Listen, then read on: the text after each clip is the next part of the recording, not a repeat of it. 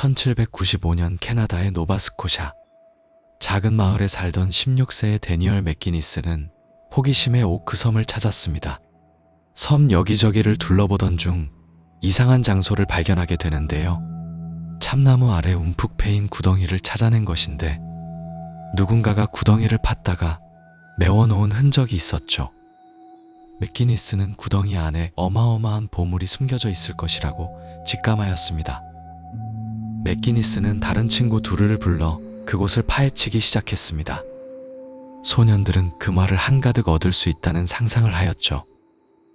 이것이 바로 현재까지도 진행되고 있는 오크섬의 보물이 시작된 순간이었습니다. 친구들과 구덩이를 파헤치던 맥기니스는 1m쯤의 판석층을 발견합니다. 3m 깊이에서는 참나무로 만든 평평한 대를 발견하는데 6m, 9m 지점에서도 같은 것이 발견되자 누군가가 인위적으로 만들어 놓은 것이 틀림없다고 생각하였죠. 하지만 이런 시설들을 해체할 능력이 없어 다음을 기약합니다. 이러한 사실이 소문이 나면서 사람들은 이 구덩이를 머니피트, 즉 돈구덩이라는 이름을 붙였죠. 이 소문을 들은 시미언 린즈라는 사업가는 투자금을 확보하고 돈구덩이를 굴착할 사람을 모집합니다. 여러 사람들이 모였으며 이 속에는 맥기니스와 친구들도 포함되어 있었죠.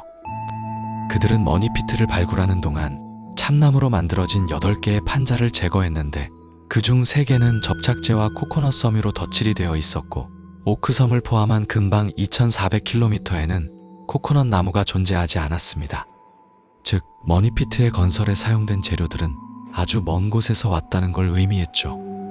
하지만 더 흥미로운 물건이 발견되었는데 처음 보는 문자들이 새겨진 돌판이었습니다. 암호에다가 알파벳을 대응시키자 영어 문장이 완성되고 내용은 이러했습니다. 40피트를 더 파내려가면 200만 파운드가 묻혀있다. 탐험대는 흥분하였고 3m를 더 파내려간 순간 또 다른 참나무 판자를 발견합니다. 하지만 작업 시간이 늦어 다음날 작업을 진행하기로 결정하고 철수합니다. 다음날 작업 현장으로 복귀한 탐험대는 놀라고 맙니다. 멀쩡했던 구덩이 안에 물이 가득 차 있었던 것이었죠. 작업을 멈출 수는 없었던 탐험대는 물이 찬 구덩이 옆으로 구덩이를 파내려 갔습니다. 그리고 보물이 있을 것으로 예상되는 지점에서 원래의 갱도와 연결을 시도했죠.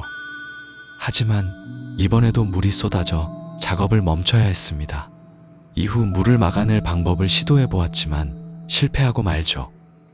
보물은 찾지 못한 채 시간이 지나다 보니 사업가 시미언 린즈도 더 이상 투자를 할 수 없는 상황에 이르렀고 발굴 작업은 중단되고 맙니다. 50년의 발굴 기간 동안 머니피트를 처음 발견한 맥기니스는 죽음을 맞이하였지만 그의 친구들인 존 스미스와 안소니 보건은 70세의 나이에도 새로운 발굴대를 만들어 발굴을 이어갑니다. 이번에는 드릴 장비를 도입하여 머니피트의 구조를 자세하게 파악하려는 시도를 하죠. 실제로 여러 가지를 알 수 있었는데 역사상 처음으로 물렁한 금속층을 발견했고 낡은 시계줄도 발굴해냅니다.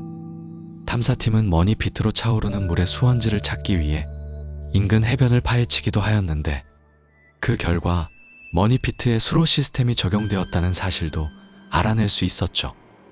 5개의 배수로가 바닷물을 웅덩이로 흘러들게 만들었으며 그 웅덩이에서 150m 아래쪽의 돈구덩이로 물이 흘러들어가는 원리였습니다. 또 구덩이에 수압 밸브가 있는 것이 발견되었는데 밸브의 물은 바다에서 직접 흘러드는 것이라 완전한 차단이 불가하다고 판단하여 작업을 중단할 수밖에 없었죠. 이후 많은 사람들이 오크섬의 미스터리를 풀기 위해 도전했고 그 과정에서 여러 가지 신비로운 사실을 알게 됩니다. 시멘트로 구성된 천장이 있는가 하면 양피지 조각이 발견되었는데 글자가 새겨져 있었죠. 거기다 원래 구덩이에서 북쪽으로 조금 떨어진 지점에서 동굴이 발견됩니다. 1971년에는 시추공 카메라를 내려 영상을 촬영하였는데 육면체 상자부터 수공구, 잘린 손목부터 시체까지 발견됩니다. 머니피트 안에 무언가가 있다는 것은 부정할 수 없는 사실이 되어버리죠. 이후 1995년 탐사팀이 깊이 65m까지 파고들었지만 아무것도 발견하지 못합니다. 그러던 2006년 미국의 릭 락이나 마티 락이나 형제가 섬의 지분을 사들여 사실상 주인이 되죠. 이들 형제는 어린 시절 오크섬 기사를 보고 발굴에 대한 꿈을 키웠는데 드디어 발굴을 시작할 수 있다며 기뻐했습니다. 이들 형제의 발굴 스토리는 다큐멘터리로 제작되어 현재 시즌 10까지 방영되고 있죠. 그런데 누가 오크섬에 보물을 숨겼을까 하는 질문도 끊이질 않습니다. 가장 많이 언급되는 건 해적 윌리엄 키드입니다. 그는 세상 곳곳에 약탈한 보물들을 숨겨두었다고 말하였다고 하죠. 영국에서는 윌리엄 키드의 유품 중에 보물지도로 보이는 양피지 조각이 있었습니다. 거기에는 아주 작은 섬에 보물이 묻혀 있다라고 적혀 있었죠. 이후 윌리엄 키드 이야기에는 오크섬이 항상 언급되었다고 합니다. 아직까지도 많은 사람들이 오크섬의 보물의 실체를 궁금해하고 열광하고 있으며 현재에는 관광지로도 유명해져 많은 사람들이 찾는다고 합니다. 오크섬에는 발굴 시작부터 지금까지 희생당한 6명의 추모비도 세워져 있다고 하죠. 머니피트 아래에는 정말 보물이 숨겨져 있는 걸까요?